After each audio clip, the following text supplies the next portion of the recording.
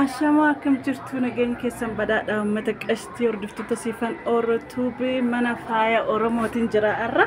kana fakkaata aadaan naafi kan jedhudha. Kana fakkaata manichi suuqichi kana anillee callee abbaa gadaatiin bitachuun dhufee warri callee barbaadanii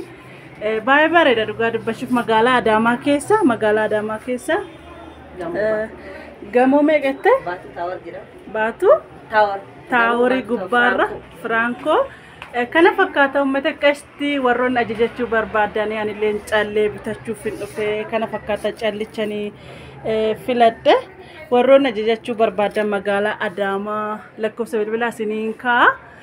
waan keenya jajjabeeffannuu isiniin jedha maashaallah akkatti bareedu hordoftoota siifan Orotuubii sagaleen kiyya maayikiin qabu suuquma dhufeenillee achumaan baay'ee natti bareede akkasinillee ajajata warroon Duubaayin Beerutiin warroota biyyoota Arabaa garagaraa jirta warri barbaadanii kana fakkaata ka wanta keenya jabeeffachuun aadaa keenya waan ta'eef wantoota babbareedatu jira wantoota babbareeda waan akka gumiitu jira wanumti kan dhiirallee hin jira akka shamarraallee hin jira kana fakkaata mana suuqa bareeda maashaallah tabarakallah warroonni ajajachuu barbaadanii biyya kamiirra teessanii lakkoofsa ishee isiniifin kaadha suuqii jechuudha kana fakkaata biyya galaan baay'ee namatti tola ani immoo kana masatti keessatti mul'adha isiniin jedha dhugaa rabbii baay'ee babbareeda uffata babbareedaa kinu faayamtee intalattiin kinu kana fakkaatti bashaashatana inna namoonni ajajachuu barbaadanii ajajadhaa isiniin jedha haloo jedha obboleewwan keessanii bittanii surprise gochuu ijoollee shamarranis ta'e ijoollee dhiiratiif illee kinu handura dhiiraa achirratti fannifamee jira maashaallah baay'ee babbareeda dhugaa dubbachuuf achi teechanii warroota biyya keessa surprise gochuu yoo barbaadanii haloo jedhaati bilbila lakkoofsa bilbilaa isheen isiniif keessi kan Shawaa jira kan Arsii jira kan Wallaggaa jira wayyaa aadaa Oromoo kutaa kudha tokko keessa anu maqaa isaanii hunda yaamuu hin danda'u jechuudha dhugaa rabbii akkitti bareedannu isinitti himuu hin danda'u kana fakkaata suuqichillee baay'ee bareeda warroonni bitachuu ajajachuu barbaadan lakkoofsa bilbilaa isinii keenya magaalaa Adaamaa keessatti kan argamu naala badeera dhugaa dubbachuuf bitachuuf enoshuma jedhee oluma seene garuu ama maqaasaa naannoosaa lakkoofsa haati suuqi chaa isinitti himattee lakkoofsa bilbilaa kee kaawwadhuuti namoonni oldarii godhachuu barbaadan dhingeessitaaf jechuudha warroota ajajachuu barbaadanii bishaan kee baay'ee bareeda maashaallah ayyeesh galatoom siin jedhaa dursee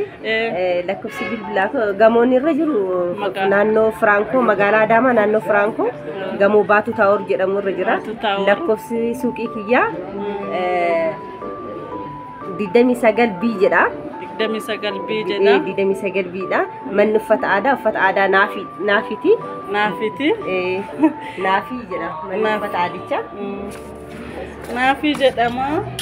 kana fakkaata warroonni haloo jechuu barbaadan siifan safara sana geessi iddoo kamii gara sinaan hin jedhina kana fakkaata lakkoofsi bilbilaalleen kanan argachuu dandeessanii warroonni wayyaa aadaa wantoota callee wantoota faaya Oromoo kan jedhame wantoota garagaraa warroonni barbaadan qorii illee hin jira kana fakkaata maashaallah jaayidha tuni immoo xiqqoo ishee kan suurattiin kaasan siinqee faana qabatanii to'e anillee kino kan mormaallee bitadheen jira kuni kan addaati kun immoo kan mormaati isiniin jedha uummata qashtii uummata qaqqaaleen uffata aadaa Oromoo kan Wallaggaa nan qaba naannoo biraallee bitadhee itti fayyadamuu nan danda'a siiqqonni isaa kana fakkaata maashaallah isinitti himuu hin danda'u dhugaa rabbii waan inni fakkaatu daawwadha shuufu yaa shabaab maashaallah kiif hala aadaa galas bakka riyoota kiyya anillee bitachuun fee waan ta'eef warroonni hawwitanii dharratanii maatii keessan obboleewwan keessaniif dabarsuu barbaadan yookaan bituu fi barbaadanii wantoota lakkoofsa irratti fayyadamee barreeffame kanaan itti fayyadamaati bilbilaati ajajadha oldarii godhadhaadha isiniin jedha galatooma uummata qashtii isiniin jedha naaf jiraadha like share subscribe godhaa fayyataa